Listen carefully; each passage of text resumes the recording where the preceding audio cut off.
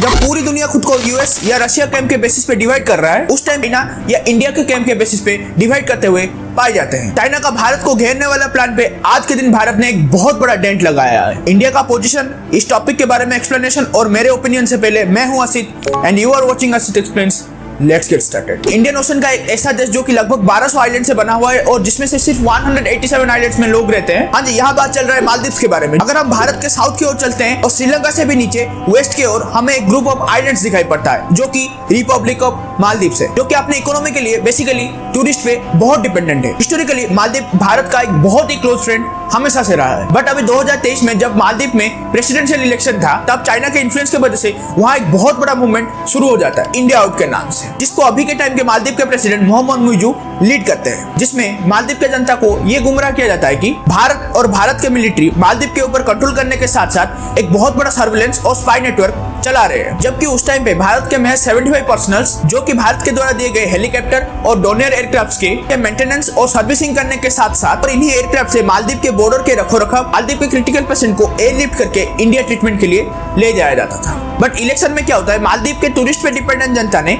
India out को support करके मुइजू को इलेक्शन जिता देते हैं। मुइजू जीतने के अगले दिन ही अपने भारत विरोधी गतिविधियों में लग जाते हैं। जैसे कि अभी तक जब भी कोई मालदीव का नया प्रेसिडेंट बनता था, अपने पहले इंटरनेशनल विजिट के तहत इंडिया आता था। बट मुइजू अपने पहले इंटरनेशनल विजिट के तहत पहुंच गए टर्की और चाइना, और उसके बीच ऐसा कुछ होता है जिसके बारे में मालदीव ने कभी कल्पना नहीं किया था। जनवरी 5, 2024 को भारत के प्राइम मिनिस्टर नरेंद्र मोदी पहुंच जाते हैं भारत के एक इंडियन टेरिटोरी लक्षद्वीप आइलैंड, जो कि जियोग्राफिकली और नेचुरली भी मालदीव का एक एक्सटेंशन है। मोदी जी का तो वो डुबकी ऑक्सीजन के साथ हुआ था, बट वो डुबकी मालदीव की इकोनॉमी को वेंटिलेटर में ले पहुंचता है, जिसका एक मेन रीजन है भारत से घटे हुए टूरिस्ट, जो कि जनवरी 2023 मुइजू प्रेसिडेंट बनने से पहले लगभग 18,000 के करीब था। वो अप्रैल 2024 पहुंचते पहुंचते लगभग 55% का गिरावट देखता है। जो प्रेसिडेंट इंडिया को अपने देश से आउट करने के प्लान में थे, उनको इंडियन एयरफोर्स के विमान से इंडिया क्यों आना पड़ा? इसका मेन रीजन है मालदीव जैसा एक छोटा सा देश जिसका जीडीपी टू डेट रेशियो आज के दिन 110% में पहुंच चुका है। इसका यह मतलब है अगर आज के दिन मालदीव 100 रुपए कमा रहा है तो उस पे आज के दिन 110 रुपए का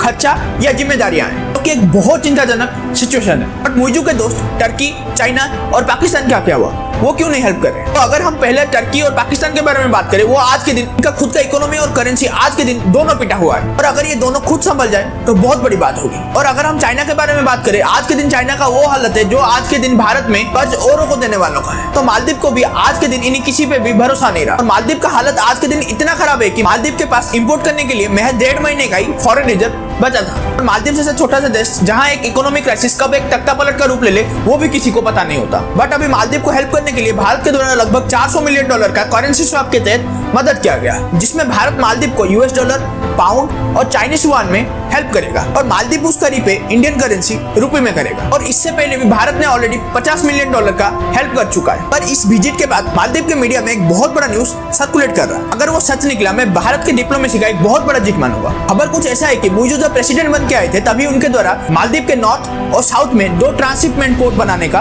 प्लान बनाया गया था। जबकि साउथ में एक पोर्ट बनाने के लिए चाइना का एक कंपनी CAMC इंजीनियरिंग को ये वाला प्रोजेक्ट दे भी दिया गया था। बट जैसे कि चाइना जब भी कोई प्रोजेक्ट लेता है, तो एंड में उस पोर्ट को नेवल पोर्ट के लिए यूज करने के साथ साथ और वहाँ स्पाइसी भेज के और देशों पे निगरानी रखने का कोशिश करता है। तो चाइना अपने सिटीजन्स के लिए एक टाउन ही बना लेता है। वहाँ होटल, रिजॉर्ट और वेकेशन के नाम पे अपने मिलिट्री प्रेजेंस बढ़ाने लगता है, जिस जगह पे उस देश के नागरिक को भी जाने का रेस्ट्रिक्शन होता है, जिसका आज के दिन जीता जागता एग्जाम्पल पाकिस्तान का ग्वादर पोर्ट और श्रीलंका का हम्बनटोटा पोर्ट है। बट अभी मालदीव के ये दोनों north and south port Bharat को मिल सकता है, जहाँ से रास्ता ऑयल और गैस रिच कंट्रीज के स्ट्रेट ऑफ हॉर्मुज को स्ट्रेट ऑफ मलाक्का से जोड़ता है, और सुएज कैनाल जो कि यूरोप को स्ट्रेट ऑफ मलाक्का से जोड़ता है, और वो रूट मालदीव से होके गुजरता है, जो कि इस पूरे लोकेशन को बहुत ही स्ट्रेटेजिक लोकेशन बना देता है। अगर ये न्यूज सही निकलता है तो चाइना का एक बहुत बड़ा जियोपॉलिटिकल डिफीट होगा। पर जो भी हो, मालदीव जैसा देश जहाँ एक इंडिया आउट के नाम से एक प्रेसिडेंट बन के आ जाता है, वहाँ आम भारतीयों का जाना कितना सेफ रहेगा, आई डोंट नो।